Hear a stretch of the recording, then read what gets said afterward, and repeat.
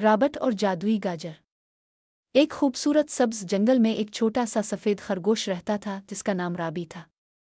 राबी को गाजरें बहुत पसंद थीं, लेकिन एक दिन इसे गाजरों के बाग में एक चमकती हुई सुनहरी गाजर मिली। राबी ने खुश होकर कहा, वाह, आज तो मज़ा आ जाएगा।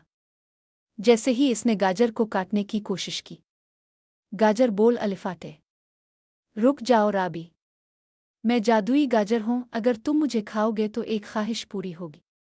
राबी की आंखें हैरत से खिल गईं। इसने फौरन कहा, मैं चाहता हूँ मेरा अपना गाजर का महल हो। अचानक फिजा में रोशनी फैली और राबी के सामने चमकता हुआ गाजरों का महल बन गया। महल के दरवाजे गाजरों के, खिड़कियां पत्ते की और फर्श नरम घास का था। अब राबी रोज अपने दोस्तों को दावत देता। सब मिलकर गाजरों के महल में खेलते, गाते और हंसते। आखिर में राबी ने कहा, असली खुशी बांटने में है, छुपाने में नहीं।